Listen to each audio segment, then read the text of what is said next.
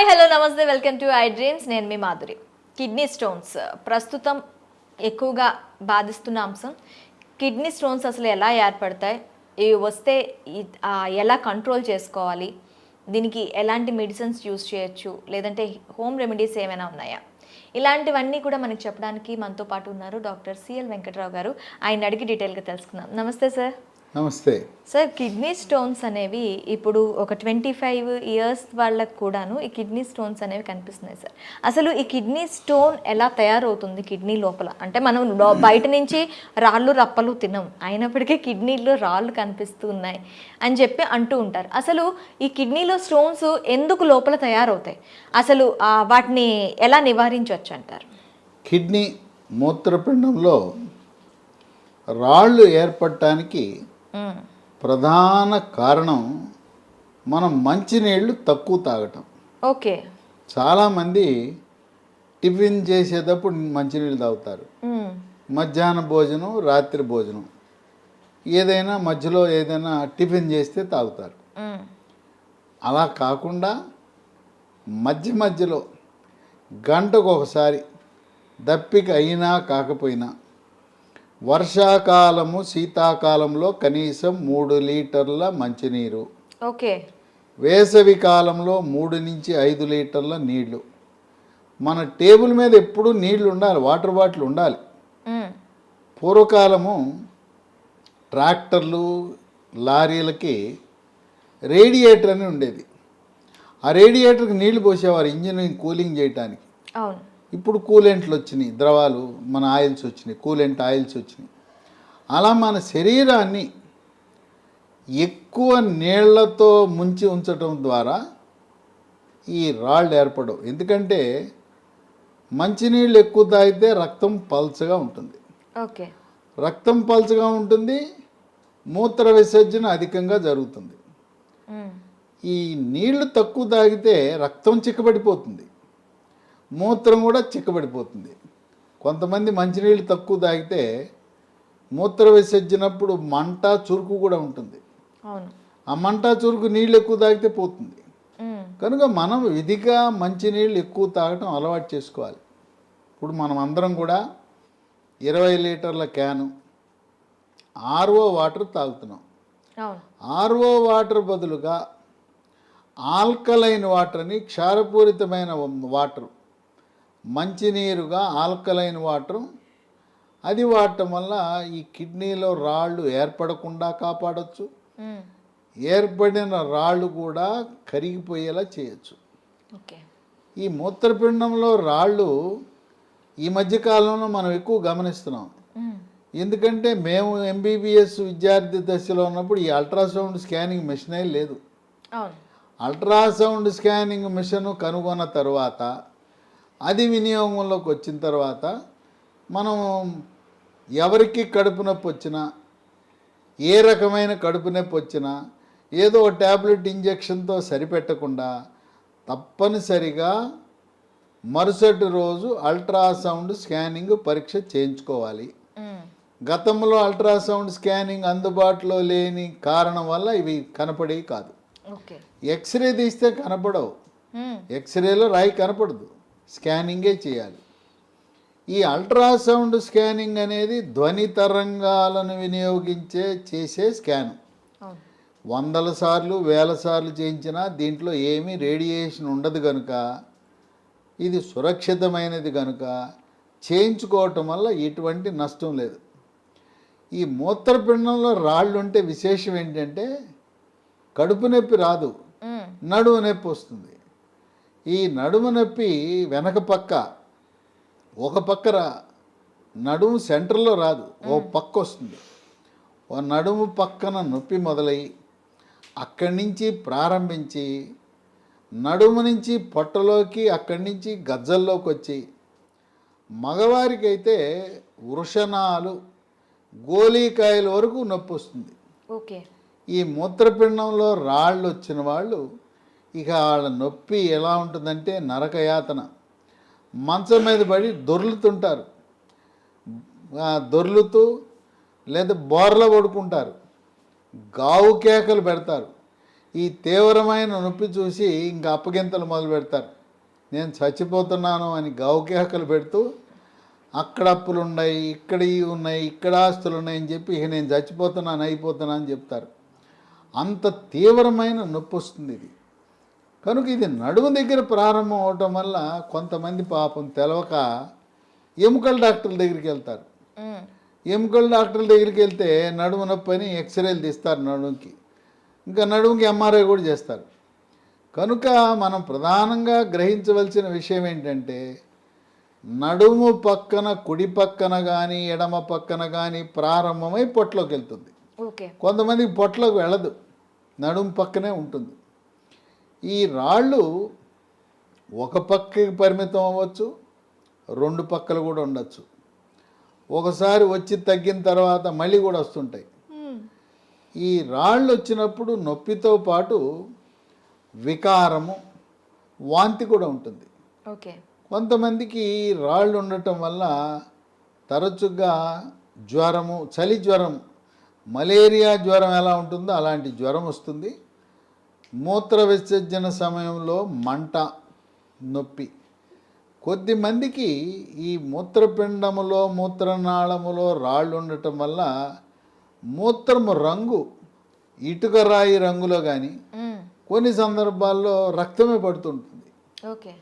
ఈ రక్తము రాయి వల్ల, ఆ రాపిడి వల్ల పడుతూ ఉంటుంది. ఈ రాయిని మనం ప్రతి రాయిని ఆపరేషన్ చేయవలసిన అవసరం లేదు. 9 మిల్లీమీటర్ల కంటే తక్కువ సైజు ఉన్న రాయి ఆటోమేటిక్గా దానంతరకదే తగ్గిపోయే గుణం ఉన్నదని వైద్య పరిశోధనలో వెల్లడించారు. కనుక 9 ఇప్పుడు మనకి స్కానింగ్ చేసినప్పుడు సైజు ఇస్తారు, ఎన్ని రాళ్ళు ఉన్నాయి ఆ రాళ్ళ సైజులు కూడా ఇస్తారు. కనుక 9 మిల్లీమీటర్ల కంటే సైజు తక్కువ ఉంటే ఎట్టి పరిస్థితుల్లో ఆపరేషన్ కానీ ఇంకా ఏ చికిత్సలు కానీ అవసరం లేదు. మంచినీళ్ళు తాగితే దానంతరకు అవే వెళ్ళిపోతాయి. కొంతమంది ఒక అపోహ ఉన్నది, ఇది పక్కవాడికి కూడా చెప్తుంటారు, రాళ్ళు ఉంటే బీరు తాగరా, బీరు తాగితే అవి వెళ్ళిపోతాయని. బీరు తాగకూడదు. బీర్ అనేది దీనికి చికిత్స కాదు. మూత్రపిండంలో రాళ్ళు కరగటానికి ఆయుర్వేద వైద్య విధానంలో చక్కటి మందులు ఉన్నాయి. గ్రామాల్లో మూత్రపిండాల పనితీరు మెరుగుపరచడానికి తెల్ల గల్జేరు అనే మొక్క ఉంటుంది, ఆకులు నవిలేయమంటారు, లేదా ఆకుని ఉండజేసి పసలు ఉండజేసి ఆ ఉండలు తినమంటారు. తెల్ల గల్జేరు నుంచి తయారు చేసి ఆయుర్వేద మందు ఉంటుంది, దాని పేరు పునర్నవ. పునర్నవ మూత్రపిండాల యొక్క పనితీరుని మెరుగుపరుస్తుంది. అదే కాకుండా రాళ్లను పగలగొట్టడానికి అలోపతి డాక్టర్లు కూడా అందరూ వాడే మందు ఒకటి ఉంది, దాన్ని సిస్టోన్ అంటారు.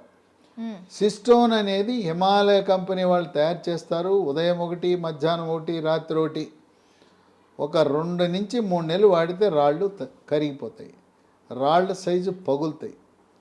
అవే కాకుండా నీరి అని NEERI ట్యాబ్లెట్లు ఉన్నాయి. ఇది ఉదయం 1, రాత్రి 1, ఒక 3 నెలల పాటు. ఈ నీరి అనే ట్యాబ్లెట్లు AIMIL అనే కంపెనీ వాళ్ళు తయారు చేస్తారు. దాంతో రాళ్ళు పగిలిపోతాయి, పెద్దగా ఉన్న రాయి పగిలి ముక్కలైపోయి బయటకు వస్తాయి. అయితే ఈ మూత్రపిండంలో రాళ్ళున్న ప్రతి ఒక్కరూ కూడా రక్తములో క్రియాటిన్ అనే రక్త పరీక్ష చేయించాలి. ఓకే. సాధారణంగా ఈ క్రియాటిన్ 1.2 కంటే తక్కువ ఉండాలి. ఓకే. ఇది ఎక్కువ ఉంటే అది కొన్ని ఇబ్బందులకు దారితీస్తుంది. ఆ క్రియాటినిన్ పెరిగినప్పుడు పునర్నవ ట్యాబ్లెట్లు ఉదయము రాత్రి 3 నెలలు, దాంతోపాటు ఈ క్రియాటినిన్ని సాధారణ స్థితికి తగ్గించడానికి మరొక మందు అందుబాటులోకి వచ్చింది. రాళ్లను పగలగొట్టడానికి నీరి, క్రియాటినిన్ తగ్గించడానికి నీరి KFT. ఇదే కంపెనీ వాళ్ళు AIMIL అనే కంపెనీ వాళ్ళు తయారు చేస్తారు. దీన్ని ఉదయం 1 స్పూను, మధ్యాహ్నం 1 స్పూను, రాత్రి 1 స్పూను మూత్రపిండాలు రాళ్ళు కొంతకాలం ఉండటం వల్ల ఈ క్రియాటినిన్ పెరిగితే ఈ నీరి కేఎఫ్టీ 3 నెలలు వాడితే మళ్ళీ క్రియాటినిన్ సాధారణ స్థితికి వస్తుంది. ఎవరైనా వేరే కారణాల వల్ల కూడా క్రియాటినిన్ పెరిగి ఇప్పటికే డయాలిసిస్ చేయించుకుంటున్న వారు కూడా నీరి కేఎఫ్టీ దీంతోపాటు పునర్నవ ట్యాబ్లెట్లు వాడితే క్రమంగా క్రియాటినిన్ తగ్గుముఖం పడుతుంది. మీ మూత్రపిండాల డాక్టరు నెఫ్రాలజిస్టు ఆయన చెప్పిన మందులతో పాటు ఈ పునర్నవ నీరి కేఎఫ్టీ కూడా వాడచ్చు. ఈ పునర్నవ గురించి నీరి కేఎఫ్టీ గురించి మూత్రపిండాల డాక్టర్లు నెఫ్రాలజీ సూపర్ స్పెషలిస్టులకు అవగాహన లేని కారణం వల్ల ఇవి వాడద్దు వీటి గురించి వీటి పనిచేయవు అని చెప్తారు వాళ్ళు. వాళ్ళకి అవగాహన లేని కారణం వల్ల వాళ్ళకి చెప్పవలసిన అవసరం లేదు. పునర్నవ నీరి కేఎఫ్టీ వాడటం వల్ల ఎటువంటి అనర్థాలు లేవు, ఎటువంటి సైడ్ ఎఫెక్ట్స్ లేవు, ఇవి ఇంగ్లీష్ మందులతో రియాక్షన్లు రావు. కనుక నెఫ్రాలజీ డాక్టర్కి చెప్పకపోయినా ఈ నీరి కేఎఫ్టీ అలాగే పునర్నవ వాడి చాలామంది మూత్రపిండాల రోగులు ఎంతో ఉపశమనాన్ని పొందారు. నేను ఒక ఇంగ్లీష్ వైద్యుడిగా ఎఫ్ఆర్సిఎస్ చదివి మరి డయాలసిస్ గురించి ఇంగ్లీషు మందుల గురించి అవగాహన ఉండి పునర్నవ నీరి కేఎఫ్టీ అనేక మందితో వాడించటం వల్ల చక్కగా క్రియాటినిన్ అనేది తగ్గుముఖం పట్టడం, డయాలసిస్ అవసరం లేకుండా పోవటం, మూత్రపిండాల మార్పిడి చికిత్స అవసరం లేకుండా పోవటం అనేది విశేషం. ఈ మూత్రపిండాల్లో రాళ్ళు ఉన్నవాళ్ళు కొంచెం ఆహార నియమాలు పాటించాలి. ఓకే, అంటే ఆహార నియమాలు అంటే నేను విన్నాను సార్, పాలకూర టమాటోతో కలిపి తింటే కిడ్నీలో రాళ్ళు వస్తూ ఉంటాయని. అది నార్మల్ పర్సన్స్ తిన్నా అలానే వస్తూ ఉంటాయా, లేకపోతే ఈ కిడ్నీ వ్యాధిగ్రస్తులకు మాత్రమే ఇది వర్తిస్తుందంటారా? మనం పాలకూర టమాటో ఎంత తిన్నా రాళ్ళు ఏర్పడవు. ఓకే, కాకపోతే రాయి ఉన్నవాళ్ళు పాలకూర టమాటా పరిమితంగా తినాలి. ఓకే, అంతేగాని మీకు అపోహొద్దు. మీరు రోజు కేజీ టమోటాలు తిన్నా, రోజు పాలకూర తిన్నా మూత్రపిండాలు రావు, రాళ్ళు రావు. కానీ రాళ్ళు ఉన్న వాళ్ళు వీటిని ఎంత తగ్గించి తింటే అంత మంచిది. ఓకే, కనుక వీటితో పాటు మంచినీళ్ళు అధికంగా తాగాలి. ఈ మంచినీళ్ళు అనేది చాలా కీలకం. కొంతమందికి కాలు బొటన వేలు నొప్పి ఉంటుంది, వాపు నొప్పి ఎర్రగా అవటం, దాన్ని గౌట్ అంటారు. గౌట్ అంటే రక్తంలో యూరిక్ యాసిడ్ పెరుగుతుంది. ఓకే, ఆ గౌట్ ఉన్న వాళ్ళకి ఏదైతే రక్తంలో యూరిక్ యాసిడ్ పెరిగిందో అది వచ్చి మూత్రపిండంలో రాయి ఏర్పడుతుంది. మూత్రపిండంలో రాయి ఏర్పడుతుంది కనుక సీరం యూరిక్ యాసిడ్ అనేది నియంత్రించుకోవాలి. దానికి రకరకాల మందులు ఉన్నాయి. ఇప్పుడు కొత్త మందు వచ్చింది యూరిక్ యాసిడ్ నియంత్రణకి, దాన్ని ఫెబు స్టాట్ అంటారు. FEBUSTAT ఫెబు స్టాట్ 40 మిల్లీగ్రాములు వేస్తే చక్కగా నియంత్రించబడుతుంది. యూరిక్ యాసిడ్ అధికంగా ఉన్నవాళ్ళు పప్పు ధాన్యాలు తక్కువ చేసుకుని తినాలి. ఓకే, మాంసము, కోడి మాంసము, చేపలు లాంటివి మాంసాహారం పరిమితంగా తినాలి. ఓకే, తినొచ్చు కానీ పరిమితంగా తీసుకోవచ్చు. తర్వాత ఈ తరచు ఇవి రెండు పక్కల రాళ్ళు వస్తుంటే వాళ్ళు రక్తంలో కాల్షియం అనేది పరీక్ష చేయించాలి. రక్తంలో కాల్షియం అధికంగా ఉండటానికి గల కారణం ఏంటంటే మెడ ముందు భాగాన థైరాయిడ్ గ్రంథి లోపల 4 చిన్న బుడిపెలు లాంటివి ఉంటాయి. థైరాయిడ్ గ్రంథి లోపల ఉండే 4 బుడిపెలు, పైన 2 కింద 2. ఈ బుడిపెలను పారాథైరాయిడ్ గ్రంథులు అంటారు. ఈ పారాథైరాయిడ్ గ్రంథులలో సమస్య ఉన్నప్పుడు కాల్షియం రక్తములో అధికంగా ఉండటం వల్ల మూత్రపిండంలో రాళ్ళు ఉంటాయి. ఇది కేవలం ఓసారి 2 సార్లు 3 సార్లు 4 సార్లు ఎన్నిసార్లు చేసినా మళ్ళీ వస్తున్నాయంటే వాళ్ళు కాల్షియం పరీక్ష, పారాథైరాయిడ్ గ్రంథి సంబంధించి ఎండోక్రైనాలజీ సూపర్ స్పెషలిస్ట్ని సంప్రదించవలసి వస్తుంది.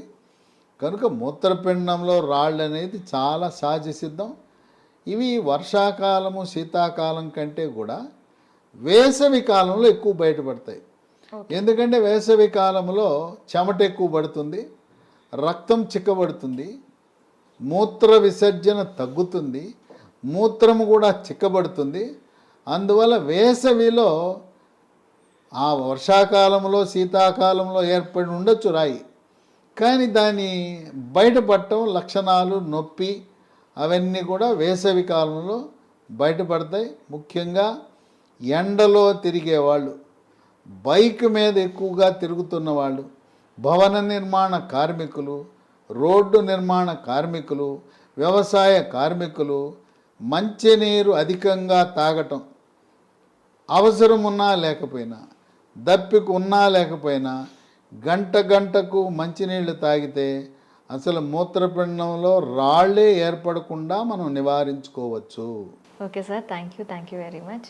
చూసారు కదా, మూత్రపిండాల్లో రాళ్ళు అనేవి తగ్గించుకోవాలి అంటే తరచుగా నీళ్లు తాగాలి. నీళ్లు ఎంత తాగితే మనం ఆ మూత్రపిండాల్లో రాళ్ళు అంతవరకు మనం కంట్రోల్ చేసుకోవచ్చు అని చెప్తున్నారు.